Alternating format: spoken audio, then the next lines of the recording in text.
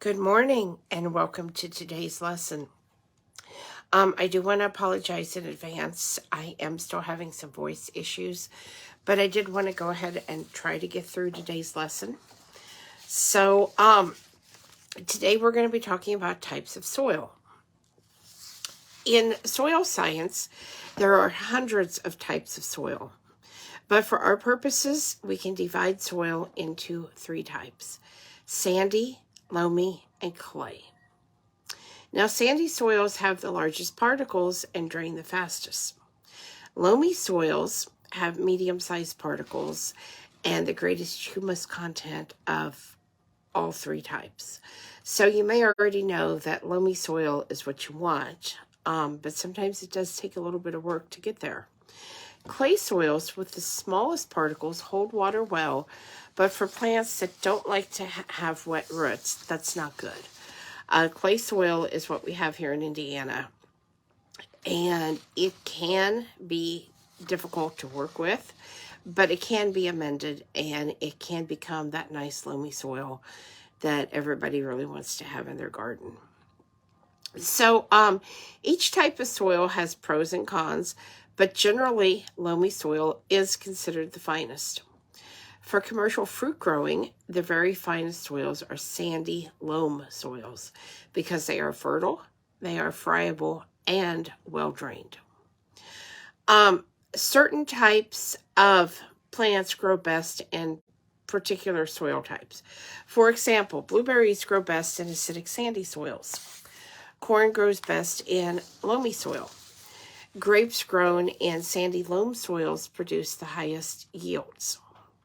So your soil really does affect your plants and how well they're going to grow and how much they actually produce. So apples, for example, they prefer a sandy loam soil, but plums and pears will thrive in clay soil. So in order to overcome soil problems, you first need to figure out what type of soil you have. We are going to start by learning how to improve sandy soil. First of all, sandy soil drains fast and warms up quickly. Since individual particles are so large, there is plenty of airspace between the particles. This is why sandy soils are usually quite friable and easily worked. However, there is a problem with sandy soil, and that is that it may lack nutrients, and it is prone to drying out too fast. The best way to keep sandy soil from drying out is to cover it with some kind of mulch. Compost, composted horse or cow manure, peat moss, or any other kind of organic matter will improve sandy soil. During the growing season, you may find sandy soil needs more fertilizer than other kinds of soil. This is because it goes through the nutrients a lot faster. So if you use organic fertilizers, you will help to build up beneficial microorganisms in the soil, in addition to giving your plants the other nutrients they need to thrive.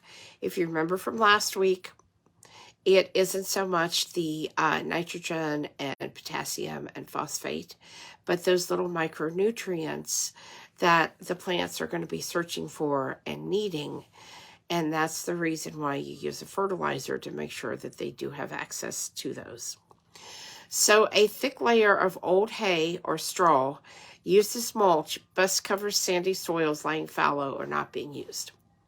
Now let me say, I like straw better than hay because I think that straw has less weed seed than what hay does. If it is well composted, it isn't going to matter because the heat from the composting has already killed those seeds. But if it is not well composted, you really might want to go with straw instead of hay, because otherwise you are going to end up with a lot of weed seeds and a lot of growth. I know that if it's just fallow and you're still working with it, maybe that's not going to be quite the issue. But if you're planning to plant there anytime soon, you don't want to use hay. Also, if you have a sandy soil and a fallow garden area, plant a green manure crop such as clover or alfalfa. Let it mature and turn it under in autumn to add organic matter to your soil. You can accomplish the same thing over winter with a cover crop, and that's on most soils. So in northern climates, hairy vetch and rye are planted in late summer and are among the few hardy enough to survive the winter. Now, a lot of people plant wheat in the winter up here, and there are some other crops that will survive the winter. But a lot of people just use the hairy vetch or the rye, and then they don't have to worry about it. In more southern areas, clovers, vetches, medics, field peas, oats, rye, and wheat all work well as cover crops. Now, there are some field peas that will work up here in Indiana. You just, again, you have to really pay attention to the hardiness zone and what you're buying. And the advantage to field peas is you can go out and you can harvest those little tentacles that they put up, and you can put those in your salads or just eat them fresh, and they have kind of a pea flavor. So that's an advantage if you're wanting to use a cover crop. If you're wanting to use a cover crop that you can also have a little bit of edibility to during the winter, you can definitely give that a try and see how it does in your garden. And remember that you may have a microclimate area that they do really, really well in, and you may have another microclimate area that gets a lot colder and that they just don't do good in. So a lot of this is going to depend on the individual microclimates in your garden. So whether you try this strategy in summer or winter, the crop suppresses weeds while it grows and then supplements your soil after you till in the mature plants. If you're going with a no-till, you can still use cover crops, and you're just going to cover those crops up with, say, some straw, some decomposing straw, after they're done, and just kind of kill them out. So, next we are going to talk about improving loamy soil. Loamy soil is the ideal soil to have. It is usually rich, friable, easy to work, quick to warm up, and well-drained. So you might be wondering, why on earth are you going to improve loamy soil if it is the perfect garden soil? And I'm going to tell you that in just a moment. So, loamy soil is the dark, rich, loose soils that grow the best crops. Few of us are blessed with good loamy soil, but by working with the soil you have, even if it's clay soil, you can make your own soil more like loamy soil. Loamy soils require the least fertilizers, but you may need to monitor the pH. It might be necessary to add lime to sweeten an acidic loamy soil, or add some gypsum or soil sulfur to make a slightly alkaline loamy soil more acidic. Give me just a moment.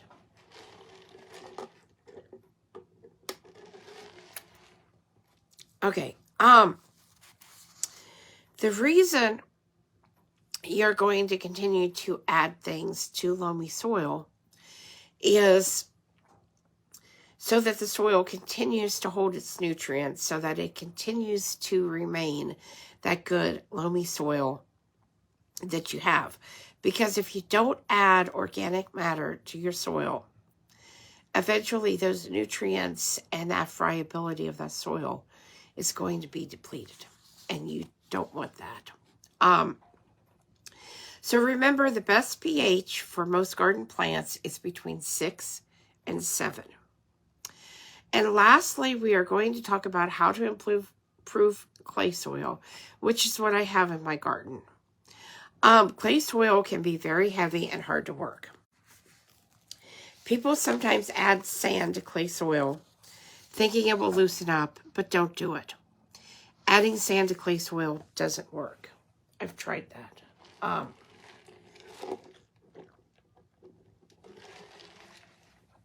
I've tried a lot of different things with the clay soil that I have, and I have literally had soil that was just like bricks.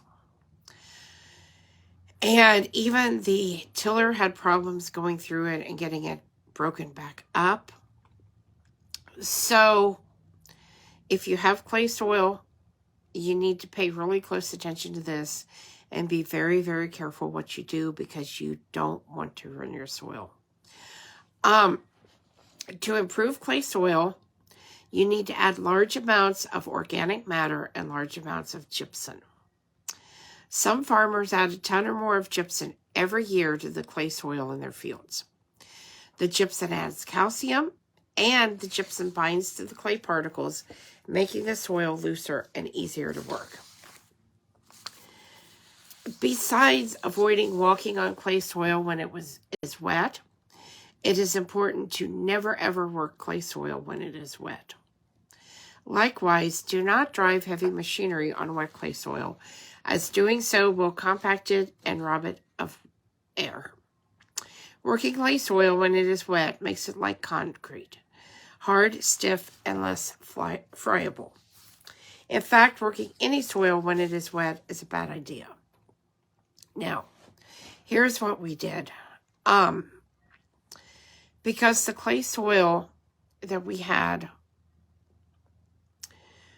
was just awful one year. Just absolutely awful. My stepdad did not listen to me, and he got out there when it was wet, and he used the tiller on it. And a few other things happened that I would not have allowed had it been my choice. And so we literally ended up with soil we could not plant in. And that was frustrating. So what we did was we built some raised beds over the top of the garden. And we filled that with compost, a little bit of sandy soil that we could get here locally. It wasn't sand, but it was rather a mixed soil that was very loose and friable and good for raised beds. And I continued to add compost and other organic matter to my raised beds for a number of years. Eventually, I felt like the clay soil had had enough of a rest. And I felt like I had worked in enough organic matter that I could take those raised beds that were breaking down away. They were starting to fall apart at this point. So we took the raised beds up and we fenced in the garden and we put the chickens out there. And we let the chickens eat the weed seeds and mix the soil up a little bit and do their chicken thing. I did during this time end up with a lot of Canadian thistle. We had a neighbor that was not taking care of their field, and it all grew up in Canadian thistle and poison ivy. And those seeds ended up on my property. And since I had the good soil in the raised beds, they readily rooted in. Getting rid of those has been a nightmare, but I am winning. I've been digging those up year after year after year, digging them up. And I have used some weed cloth on top. They will grow through that. So I have had to use it and lift it and dig and put it back down.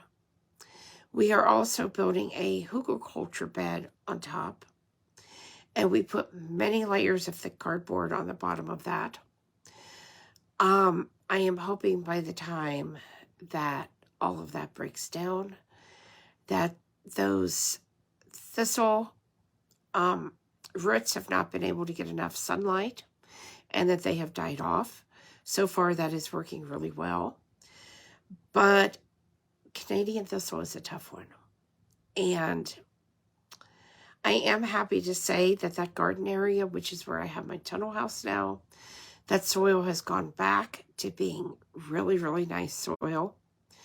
But again, not having had the problems in the first place would have been a lot nicer. So be sure that clay soil is dry before you plow, dig, or cultivate it. I won't even pull a weed out of wet clay soil. That's how finicky I am. Adding organic matter to clay soil improves the soil's drainage, in addition to improving its friability and nutrient levels. Give me a moment.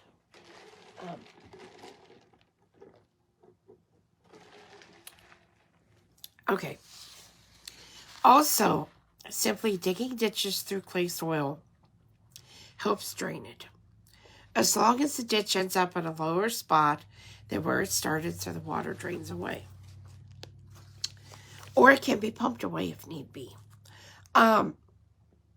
Thankfully, I don't have a lot of standing water in my clay soil here. I never have, and I'm very grateful for that, because that could definitely be a problem. Some gardeners dig small ditches to the lowest spot that is available, then dig a hole that is at least 3 feet deep in that spot and put a sump pump in. I mean, you do what you have to do, right? You want to make sure the sump pump is deep enough so it does not freeze and burst. And another solution is to drain excess water to the same low spot and then plant a garden there specifically for water-loving plants. Give me another moment.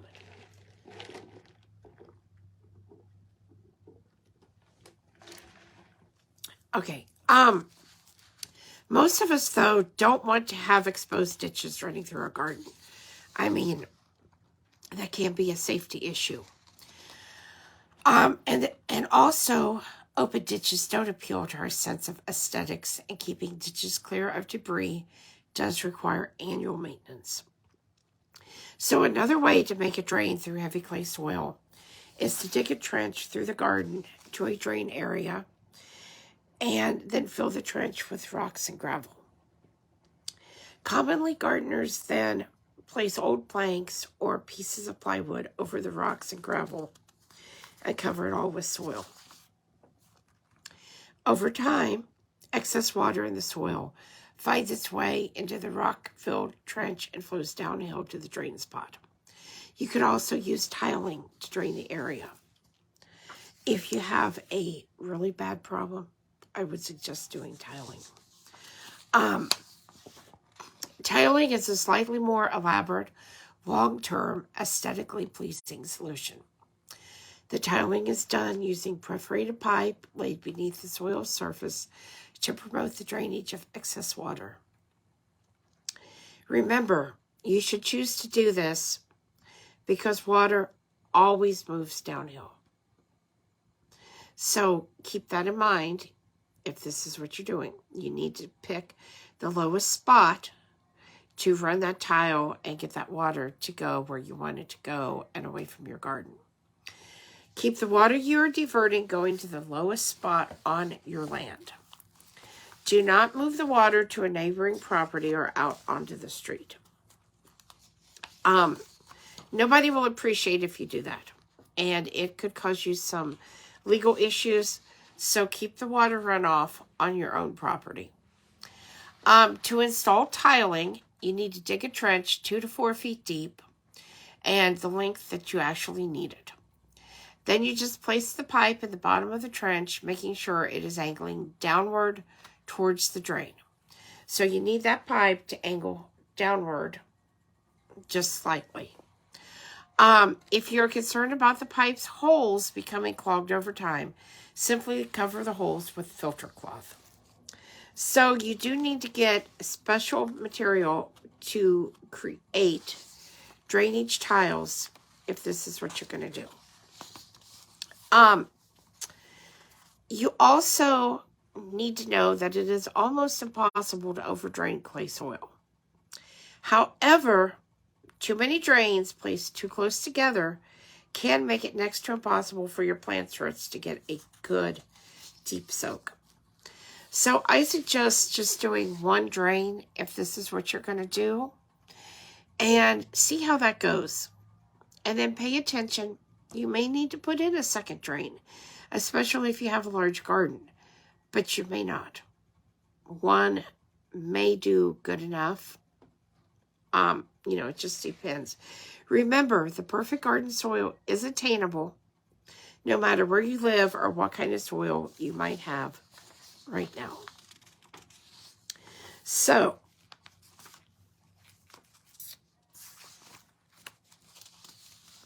creating the perfect garden soil by adding organic matter won't happen overnight. It will take you several years to achieve. The good news is you will notice small improvements in your soil every year. And that's it for this week's lesson. If there are any questions, please leave those below or make a post in the group. And I will be back to answer those. I do check in throughout the week to see if you guys have any questions or comments.